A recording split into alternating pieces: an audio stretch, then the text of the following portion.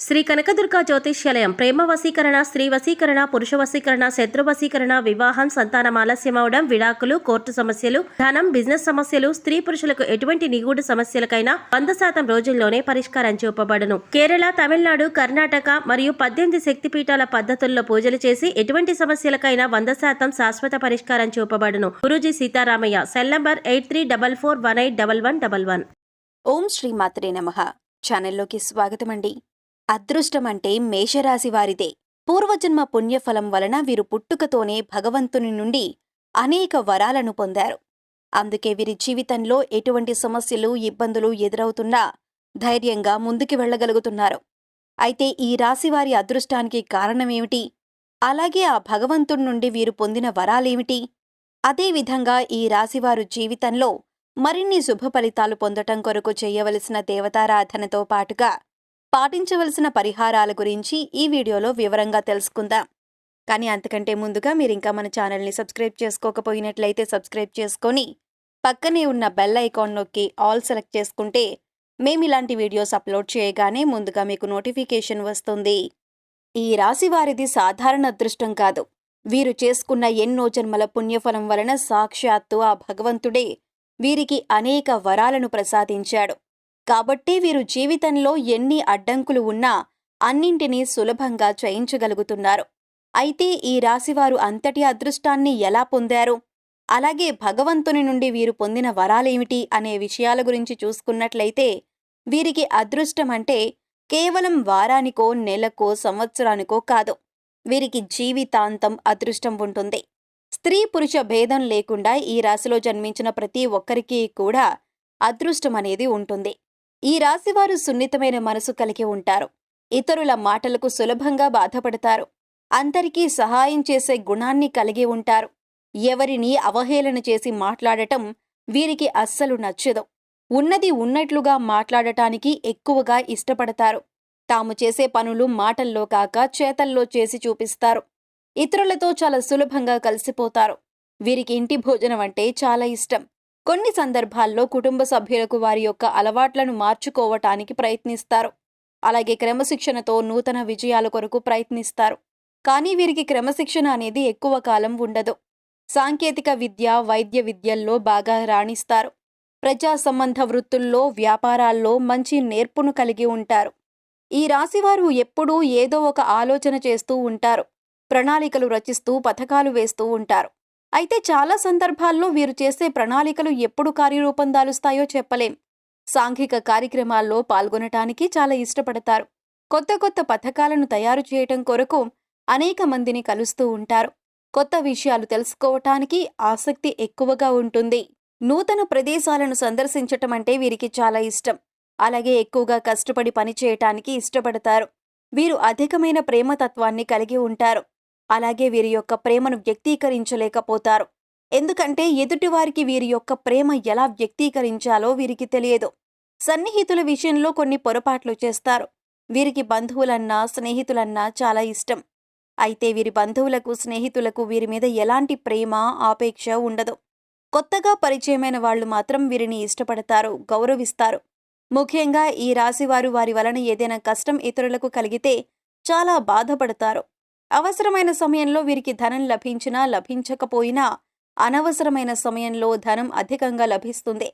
బంధువులు, ఆత్మీయుల అవసరాలకు ధనాన్ని సర్దుబాటు చేస్తారు. సమాజంలో ఉన్నత స్థానాల్లో, గౌరవ స్థానాల్లో ఉన్నవారి వలన ఇబ్బందులను, అన్యాయాలను ఎదుర్కొంటారు. ముఖ్యంగా ఇతరుల పక్షపాత బుద్ధికి నష్టపోతారు. నాయకత్వ లక్షణాలు కలిగి ఉంటారు. ముఖ్యంగా ఊహించని రీతిలో రాజకీయ అవకాశాలను పొందుతారు. సమాజంలో పేరులేని వారిని గౌరవించి విమర్శలకు గురవుతారు. సంతానం ఎన్ని తప్పులు చేసినా సులభంగా క్షమిస్తారు. బంధువులకు, ఆత్మీయులకు ఎక్కువ ప్రాధాన్యతనిస్తారు. ఈ రాశివారు చేసేటటువంటి వ్యాపారాలు విజయవంతమై లాభాన్ని, సంఘంలో మంచి పేరును సంపాదిస్తారు. ముఖ్యంగా భూముల విలువలు పెరగటం, స్థిరాస్తులు లభించటం ద్వారా ధనవంతులవుతారు. వీరు మంచి స్థానానికి చేరుకున్నారంటే వీరి అదృష్టమే వీరికి కారణం. అయితే ఈ రాశివారి జీవితంలో అదృష్టం ఏ విధంగా ఉంటుంది? అలాగే భగవంతుడు వీరికి ఇచ్చినటువంటి వరాలేంటి అనే విషయాన్ని గురించి చూసుకున్నట్లయితే వీరికి పెద్దల నుండి ఆస్తులు సంక్రమిస్తాయి. అలాగే వీరి చేతులతో ఎప్పుడూ ధనం ప్రవాహంలా ఉంటుంది. అలాగే వీరు ఎటువంటి పరిస్థితుల్లో ఉన్నా అవసరానికి డబ్బు చేతికి వస్తుంది. అలాగే వీరికి ధనం అవసరమైనప్పుడు వీరి కుటుంబ సభ్యుల నుండి, స్నేహితుల నుండి, బంధువుల నుండి, అలాగే వీరి జీవిత భాగస్వామి నుండి పూర్తి స్థాయిలో సహాయం లభిస్తుంది. కాబట్టి వీరికి ఆర్థిక పరంగా ఎప్పుడూ కూడా ఎటువంటి లోటు ఉండదు. అలాగే వీరు ఖర్చు అధికంగా చేస్తారు. ఈ రాశి వారికి వ్యాపార పరంగా ఊహించని అదృష్టం ఉంటుంది. వీరు ఏ రంగంలో వ్యాపారం ప్రారంభించినప్పటికీ దినదిన అభివృద్ధిని సాధిస్తారు. అంతేకాకుండా రియల్ ఎస్టేట్ రంగంలో సైతం లాభాల బాటలో పయనిస్తారు. అలాగే వీరికి వ్యాపార పరంగా భాగస్వామి వ్యాపారాలు బాగా కలిసి వస్తాయి. ముఖ్యంగా పెట్టుబడి విషయంలో వీరెప్పుడూ కూడా ఇబ్బంది పడాల్సిన అవసరం రాదు. అదేవిధంగా వీరు ప్రారంభించిన ప్రతి వ్యాపారంలోనూ చిన్న చిన్న ఇబ్బందులు ఉన్నప్పటికీ ఖచ్చితంగా విజయాన్ని పొందుతారు. అలాగే ఈ రాశివారు వృత్తిపరంగా, కెరియర్ పరంగా చాలా అభివృద్ధిని కలిగి ఉంటారు. ముఖ్యంగా వీరికి అదృష్టం ఎప్పుడూ ఉంటుంది. అలాగే ఈ రాశివారు ఆశించినటువంటి ఉద్యోగాలను సాధించగలుగుతారు. అలాగే విదేశాల్లో ఉద్యోగం చేయటానికి ప్రయత్నించేవారు సులభంగా వారి ప్రయత్నాలు సఫలం చేసుకుంటారు. అలాగే వీరికి విద్యపరంగా నూతన విషయాలను నేర్చుకోవటంలో చాలా ఆసక్తిని చూపిస్తారు. పోటీ పరీక్షల్లో వీరికి అదృష్టం ఎప్పుడూ వెన్నంటి ఉంటుంది. అలాగే సాంకేతిక వైద్య విద్యల్లో బాగా రాణిస్తారు. అలాగే ఈ రాశిలో జన్మించిన రాజకీయ నాయకులకు మంచి గుర్తింపు, కీర్తి ప్రతిష్టలు కలిగి ఉంటారు. అంతేకాకుండా ఈ రాశివారు క్రీడారంగంలో ప్రవేశించినా, కళారంగంలో ప్రవేశించినా మంచి గుర్తింపును పొందగలుగుతారు. వారి యొక్క వ్యక్తిగత జాతకాలు ప్రభావం వలన వీరేమైనా ఇబ్బందులు కలిగి ఉండాలేమో గానీ ఈ రాశిలో జన్మించిన వారికి ఎక్కువ శాతం అదృష్టం అనేది వీరి వెంటే ఉంటుంది. జీవితం ప్రారంభంలో ఇబ్బంది ఎదుర్కొన్నప్పటికీ 32 సంవత్సరాల తర్వాత వీరికి జీవితం చాలా బాగుంటుంది. ముఖ్యంగా కుటుంబ పరంగా మంచి మద్దతు లభిస్తుంది. అంతేకాకుండా వీరెప్పుడూ కుటుంబ సభ్యులతో విలాసవంతంగా జీవితాన్ని గడపటానికి ఇష్టపడతారు.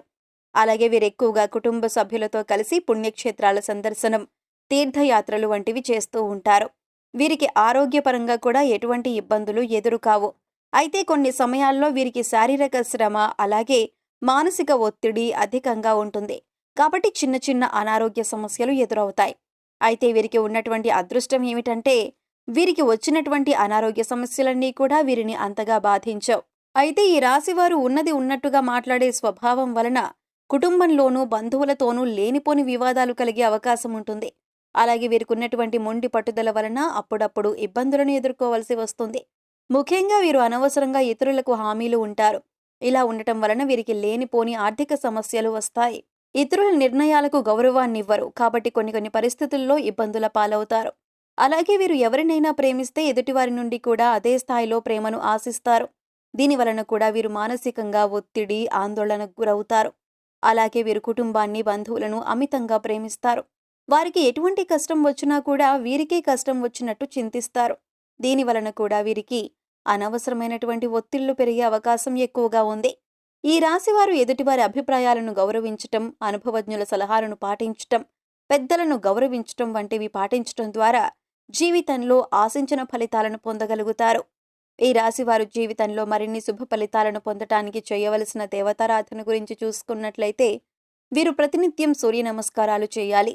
ఆదిత్య హృదయం పారాయణం చేయాలి. శుక్రవారం రోజు అమ్మవారిని నిమ్మకాయల మాలతో అలంకరించి పులిహోరను, శనగలను నైవేద్యంగా సమర్పించాలి. అలాగే సోమవారం రోజున పార్వతీ పరమేశ్వరులకు కుంకుమ అభిషేకాన్ని నిర్వహించాలి. ఈ విధంగా చేయటం ద్వారా జీవితంలో మరిన్ని శుభ ఫలితాలను పొందగలుగుతారు.